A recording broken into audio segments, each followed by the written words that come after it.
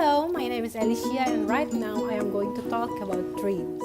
First of all, what is dream? So, dream is a series of thoughts, images and sensations occurring in a person's mind during sleep. There have been a lot of researches about dreams and all of it doesn't contain an answer to one important question, and that is, why do people dream? How? There is no clear answer from this question, but there are some interesting hypotheses that I have that I am going to discuss in this blog. Number 1, hidden desires by Sigmund Freud.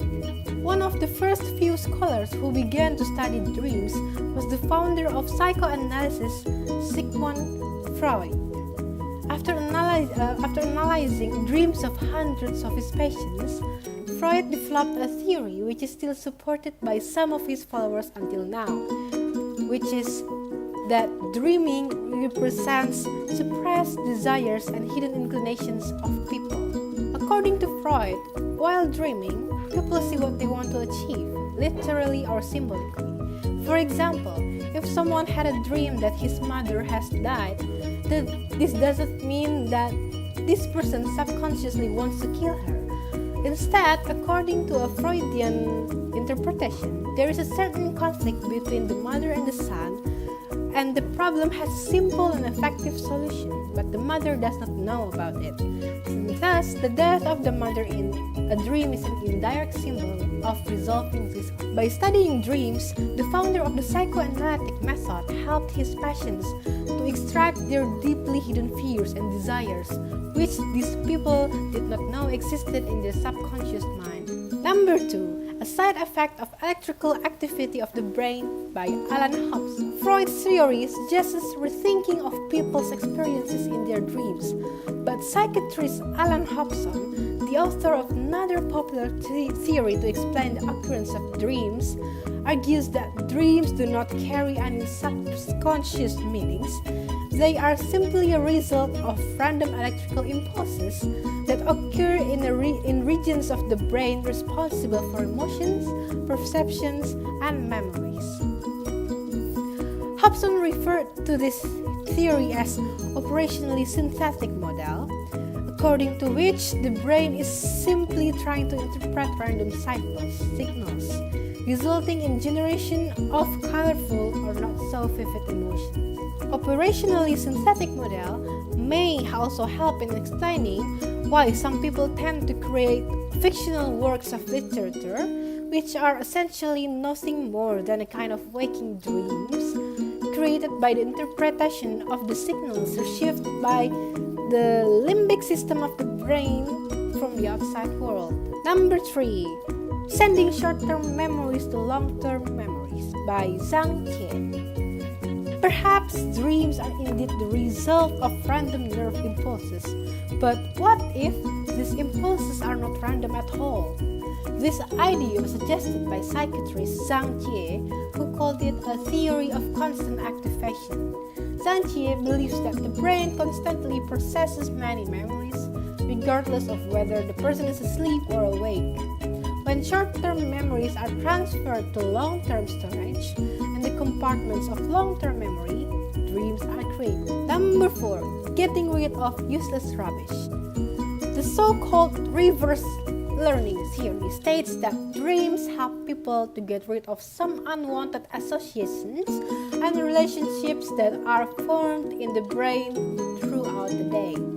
We can say that dreams serve as a means of garbage collection, clearing the mind of unwanted and useless memories.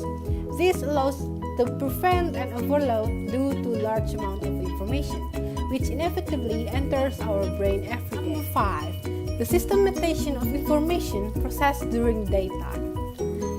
This hypothesis is directly the opposite of the theory of reverse learning. According to this theory, dreams are part of the process for organizing and storing information. Several studies support this idea by presenting their findings to show that people better remember information received just before they go to sleep. Just like Zhang Jie and her theory of constant activation, The apologists of this hypothesis believe that dreams help us understand and organize this information which we process throughout the day. Another supporting fact for this hypothesis was brought by recent studies in which it was found that if a person falls asleep as soon after something bad or negative has happened, after waking up, everything will be remembered in detail, as if it happened a few minutes ago. Therefore, if there is a possibility of psychological trauma, it is best not to allow the victim to go to sleep for as long as it can possibly be. The absence of dreams will help erase unpleasant experiences from memories. Number 6. Modified instinct for self-preservation inherited from animals. I know, this sounds weird. Some researchers have conducted studies which find apparent similarity between the behavior of animals which pretend to be dead in order to survive and the experience of humans when they have dreams.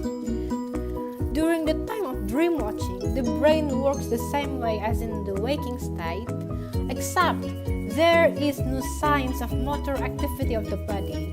In this case, the same state occurs in animals when they pretend to be a corpse in order to survive, to make the predator stay away from them.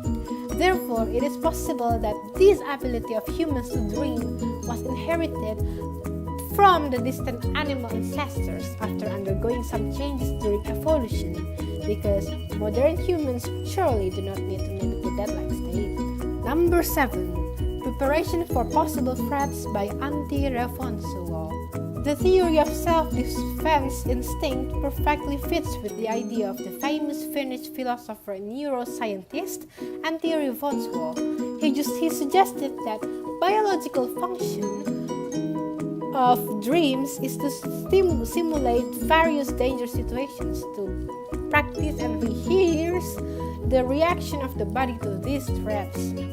Individuals who often encounter threats or danger in their dreams, in the event of a real danger, will be more confident and prepared.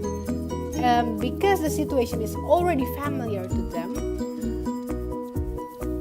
such training, according to Refonso, benefits the survival of a particular human individual and the human species overall. This hypothesis, however, has one major drawback, as it does not explain why some people experience positive dreams, which do not contain any threat or warning. Number 8. Solving the problem by Deirdre Barrett. This hypothesis, developed by the professor of psychology at Harvard University, Deirdre Barrett, is similar to the idea suggested by the Finnish scholar Antti Refonso. Professor Barrett believes that dreams serve as some kind of theater stage where we can find answers to a lot of questions and come up with solutions to some problems. The brain works more effectively during sleeping because it can form new associations much quicker.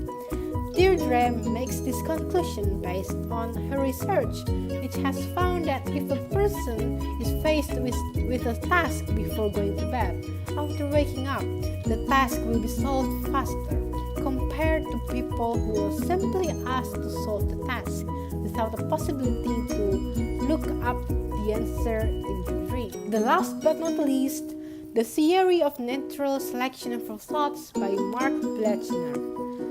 The idea of solving problems through dreams is similar to the so-called theory of natural selection for thoughts developed by psychologist Mark Blechner. Here is how he describes dreaming. Dreaming is a stream of random images, some of which the brain selects and saves to use in the future. Dreams are composed of many variants of feelings, emotions, thoughts, and some other higher mental functions, some of which undergo some kind of natural selection and are deposited in memory. So it's like Darwin's theory of evolution, but for dreams. So that's it. That is all I have for the vlog. So thank you so much for watching. I am sorry if my pronunciation is bad, because although I can pronounce some words with ease, I still have difficulties in pronouncing some other words. Thank you for watching.